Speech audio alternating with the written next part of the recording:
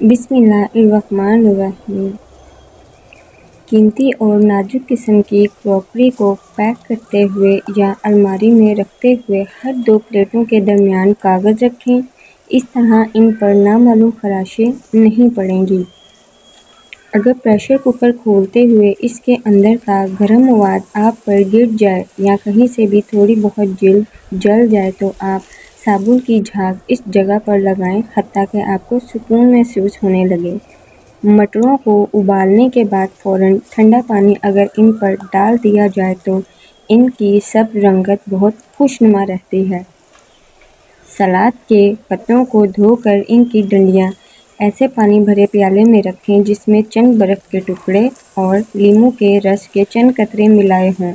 इस तरह सलाद या सब्ज़ पत्तों वाली सब्जियां तरोताज़ा रहेंगी। बीन्स को उबालते हुए अगर चुटकी भर मीठा सोडा डाल दिया जाए तो इनकी सब रंगत बरकरार रहती है। चाय की पत्ती बेकार हो जाए तो इसे वार्निश वाले फर्नीचर पर रगड़ने से फर्नीचर की चमक बढ़ जाती है।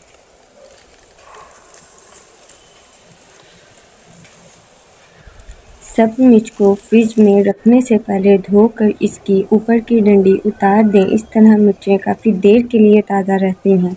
सब धनिए को अच्छी तरह धोने के बाद मलमल के कपड़े में लपेटकर फ्रिज में रखने से काफ़ी देर तक फ्रेश रहेगा।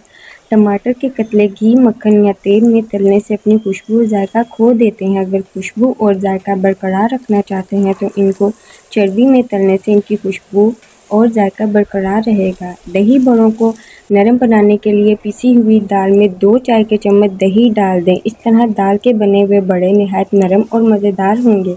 कीमे की रोटी को फ्रीज़ करने के लिए फ्रीज़र में रखने से पहले मैदा छिड़ककर बटर पेपर पर रखें ताकि वो चिपके नहीं। 1 मिनट तक तवे पर उलट-पुलट करके फ्रीज़ कर दें तो 20 से 25 दिन तक ख़राब नहीं होंगी। अगर मिर्च तेज़ हो जाए तो एक प्याज ब्राउन करके अखबार पर फैला दें। थोड़ी देर में खस्ता हो जाए तो हाथ से कुचलकर सालन में डाल दें और 1 लीमू का रस डाल दें, मिर्च कम हो जाएगी। अगर सालन बनाने के बाद शोरबे, कौरमे या सब्ज़ी के ऊपर घी या तेल न आ रहा हो तो आधा चम्मच इसमें कसूरी मेथी शामिल कर दें। चंद सेकंड के अंदर तेल या घी ऊपर आ जाएगा। अगर पनीर रखे रखे सख्त हो गई है तो एक मलमल के कपड़े को सिरके में भिगोएं और पनीर को इसमें लपेटकर रख देने से ये नरम हो जाएगी। गोभी और बंद गोभी के रंग को ख़राब होने से बचाने के लिए पकाते वक्त 1 चाय का चम्मच दूध डाल दें।